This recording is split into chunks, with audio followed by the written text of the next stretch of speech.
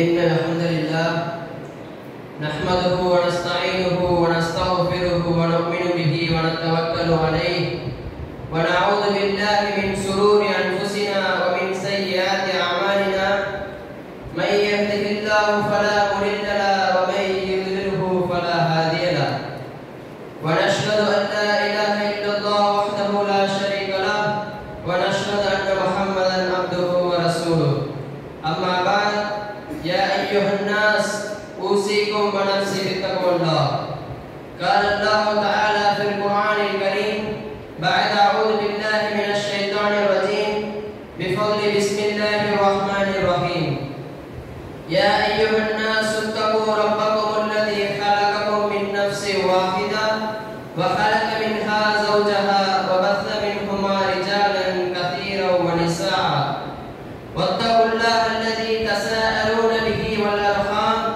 إن الله كان عليكم رقيبا.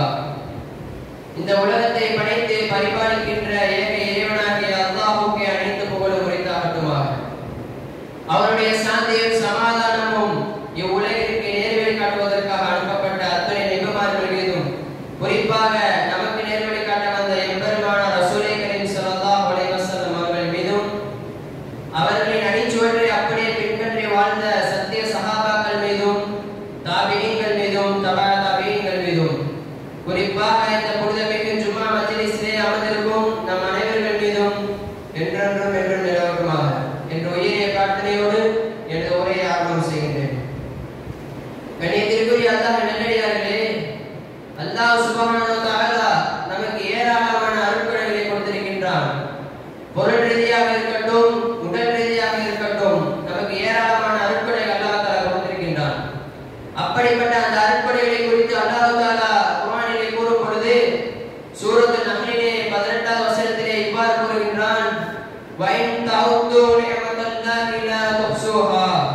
வஇன் தஅது நிஅமத்தல்லாஹ், அல்லாஹ்வுடைய அருட்கொடைகளை நீங்கள் எண்ணிட முயன்றால் லா துஹ்ஸூஹா, அவற்றை உங்களால் எண்ணவே முடியாது. அல்லாஹ் ரப்பல் ஆலமீன் நமக்கு வழங்கிய அருட்கொடைகளில் உடல் ரீதியான அருட்கொடைகள் மிக அதிகம். அந்த அருட்கொடைகளை சரியாக பயன்படுத்தும் தருணம் இந்த வாலிப பருவம் தான். சிறுவயது என்பது அறியாமைக்கு சொந்தமானது, வயோதிகம் இயலாமைக்கு சொந்தமானது, இளமையே சாதனைக்கு சொந்தமானதாகும். உலகில் சாதனையாளர்களாக வலம் வருபவர்கள் தங்களின் சாதனைக்கான விதையை வாலிபத்தில் தான் தூவினார்கள். இதை அழகாக விவரிக்கின்ற அல் குர்ஆனின் வசனங்களை சற்று உற்று நோக்கி கவனியுங்கள். அல்லாஹுல்லதி ஹலககும் மின் லஃபின், நீங்கள் பலவீனமான நிலையில் இருந்த பொழுது உங்களை படைக்க தொடங்கியவன் அல்லாஹ் தான். சும்ம ஜஅல மின் பஅதி லஃபின் குவத்தன், பிறகு பலவீனத்தை அடுத்து உங்களுக்கு வலிமையை தந்தான். சும்ம ஜஅல மின் பஅதி குவத்தின் லஃபன், பின்னர் வலிமையை அடுத்து உங்களை பலவீனர்களாகவும் முதியவர்களாகவும் ஆக்கினான். வயஹ்லுகு மா யஷா வஹுவல் அலீமுல் கதீர், அவன் எதை நாடுகின்றானோ அதை படைக்கின்றான், மேலும் அவன் யாவற்றையும் நன்கறிந்தவனாகவும் யாவற்றின் மீது ஆற்றலுடையவனாகவும் இருக்கின்றான். இந்த வாலிப பருவம் என்பது அல்லாஹ் நமக்கு வழங்கிய அனைத்து நியமத்துகளுக்கும் முழுமையாக செயல்படும் பருவமாக இருக்கின்றது. அதனால் தான் அதை பலமிக்கது என்று அல்லாஹ் தஆலா கூறுகின்றான். இந்த வாலிப பாக்கியமானதுதான், அதே சமயம் ஆபத்தானதும் கூட. இந்த இளமை பருவத்தில் நிகழ்கின்ற தீய பழக்கங்களின் விளைவு முழு வாழ்வையும் சங்கடத்தில் ஆழ்த்திவிடும். அதனால் தான் நபி ஸல்லல்லாஹு அலைஹி வஸல்லம் அவர்கள் மறுமை நாளில் நடைபெறும் விசாரணை குறித்து சொல்லும் பொழுது லன் தஸூல கதம அப்தின் யௌமல் கியாமத்தி ஹத்தா யுஸ்அல அன் அர்பா, நாளை மறுமை நாளில் 4 கேள்விகளுக்கு பதில் கூறாத வரை ஒரு அடியானின் கால்கள் நகராது. அன் உம்ரிஹி ஃபீமா அஃப்னா, வாழ்நாளை எப்படி கழித்தாய். வஅன் ஷபாபிஹி ஃபீமா அப்லா, வாலிபத்தை எப்படி கழித்தாய். வஅன் மாலிஹி மின் ஐன இக்தஸபஹு வ ஃபீமா அன்ஃபகஹு, செல்வத்தை எப்படி சேர்த்தாய், எப்படி செலவழித்தாய். வஅன் அமலிஹி மாதா அமில பிஹி, கற்ற கல்வியை கொண்டு என்ன அமல் செய்தாய்.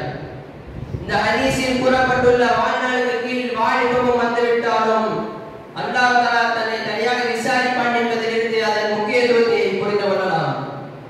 வாலிபம் ஒரு வகையான பைத்தியம் என்று நபி ஸல்லல்லாஹு அலைஹி வஸல்லம் அவர்கள் கூறினார்கள்.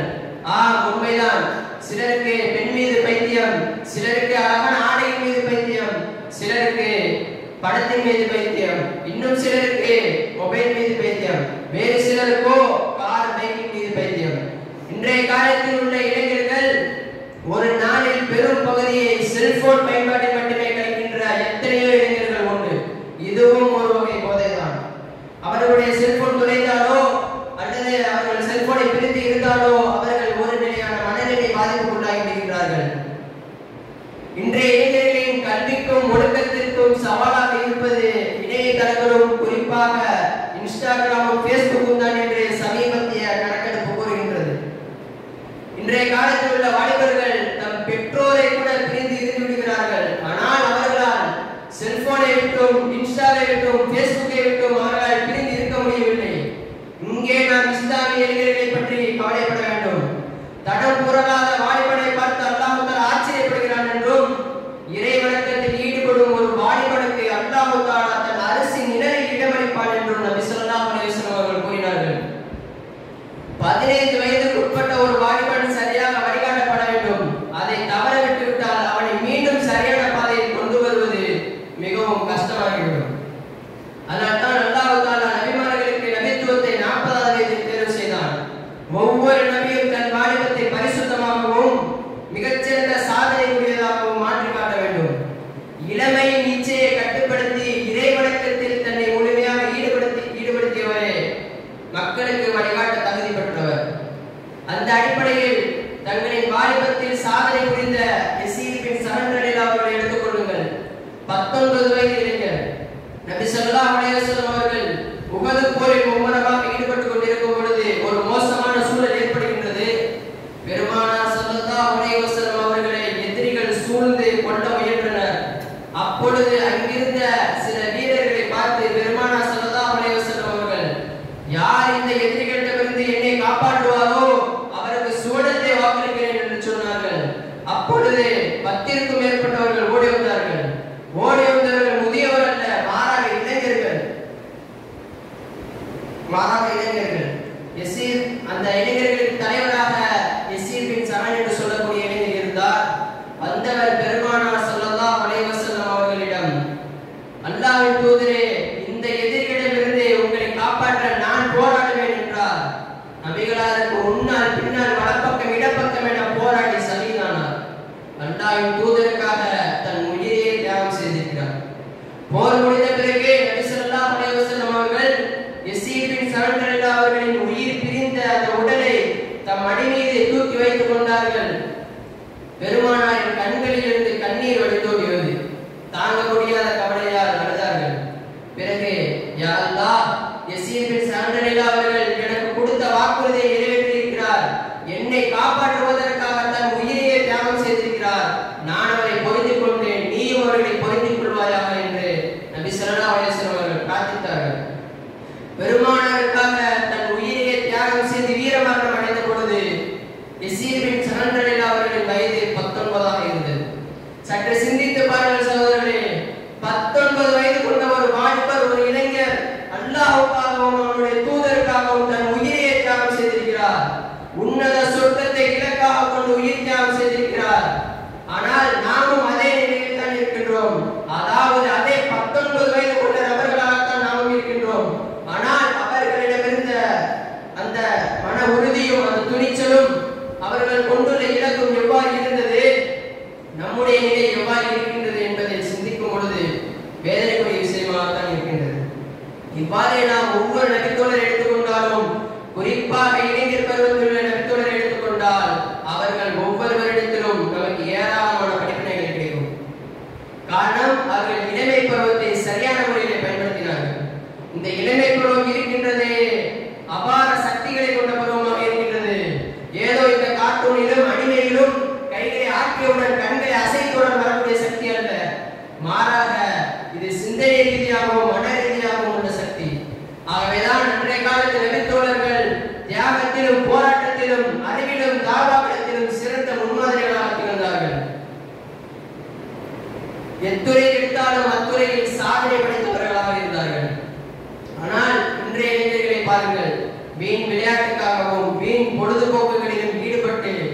பொன்னான நேரத்தை போனிலே கழித்துக் கொண்டிருக்கின்றார்கள்.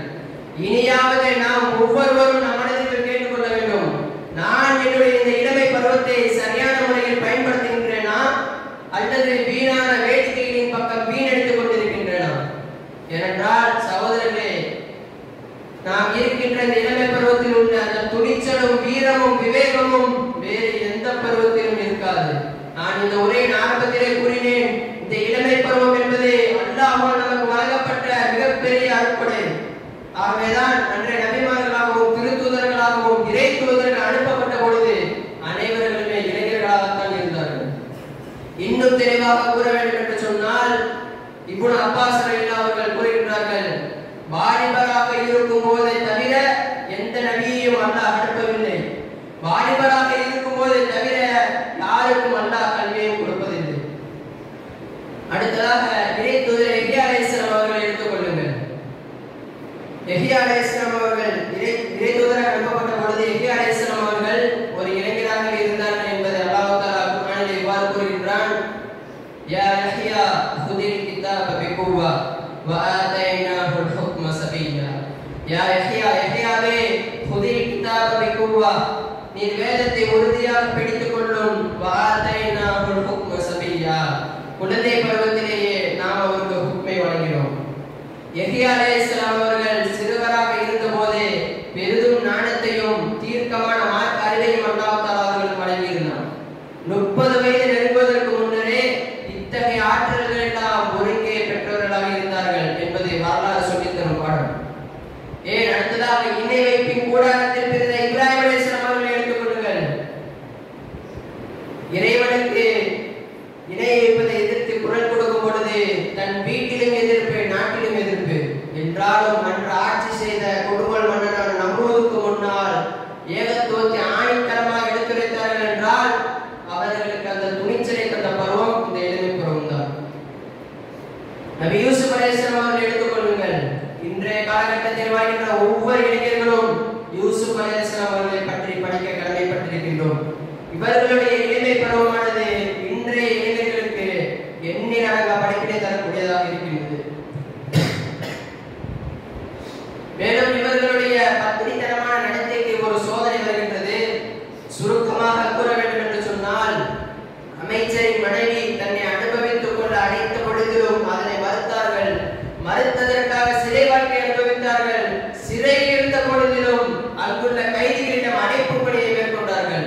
இவையெல்லாம் நடக்கும் பொழுது யூசுப் அலைஹிஸ்ஸலாம் அவர்கள் வாலிபர்களாக இருந்தார்கள் என்பது நமக்கு தெரிய வருகின்றது.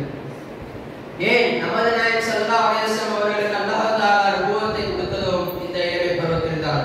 இவ்வாறே நாம் முன் சென்ற நபிமார்கள் முதல் நமது நாயகம் ஸல்லல்லாஹு அலைஹி வஸல்லம் அவர்கள் வரை உள்ள அனைவரும் இளமை பருவத்தில் தான் சாதனை படைத்தார்கள். இன்னும் கூற வேண்டும் என்றால், இந்த இளமை பருவத்தில் தான் எந்த அளவிற்கு துணிச்சலும் வீரமும் விவேகமும் இருக்கின்றதோ அந்த அளவிற்கு சரியானதை சரியான முறையில் சரியான பாதையில் அறிந்து கொள்ளும் ஞானமும் இருக்கின்றது. எனவேதான் ஆரம்ப காலகட்டத்தில் நபி ஸல்லல்லாஹு அலைஹி வஸல்லம் அவர்கள் இஸ்லாமிய அழைப்பு விடுத்த பொழுது முதலில் இஸ்லாத்தை ஏற்றவர்கள் இளைஞர்களாகத்தான் இருந்தார்கள். அந்த அளவிற்கு இருந்த விவேகத்துடன் இருந்த இளைஞர் சமுதாயம் இன்றைய காலகட்டத்தில் தொடுதிரையிலே தன் காலத்தை கழிக்கிறது என்பதை நினைக்கும் பொழுது மிகவும் வருத்தத்திற்குரிய விஷயமாக இருக்கின்றது. சற்று சிந்தித்து பாருங்கள் சகோதரர்களே, தற்பொழுது இருக்கின்ற நிலையை யாரால் மாற்றி வைக்க முடியும்? இளைஞர்களாகிய நாம் தான் அத்தகைய மாற்றத்தை ஏற்படுத்த முடியும். உயிரோட்டம் இல்லாமல் இருக்கின்ற இளைஞர் சமுதாயத்தை உயிரோட்டம் உள்ளதாக நாம் தான் மாற்ற வேண்டும். அத்தகைய மாற்றம் நிகழ்வதற்கு அல்லாஹ் தஆலா நம் அனைவருக்கும் உதவி புரிவானாக. ஆமீன். அஊது பில்லாஹி மினஷ் ஷைத்தானிர் ரஜீம். பிஸ்மில்லாஹிர் ரஹ்மானிர் ரஹீம். وَإِن تَعُدُّوا نِعْمَةَ اللَّهِ لَا تُحْصُوهَا إِنَّ اللَّهَ لَغَفُورٌ رَحِيمٌ. صدق الله العظيم. بارك الله لي ولكم في القرآن العظيم ونفعني وإياكم بما فيه من الآيات وذكر الحكيم. أقول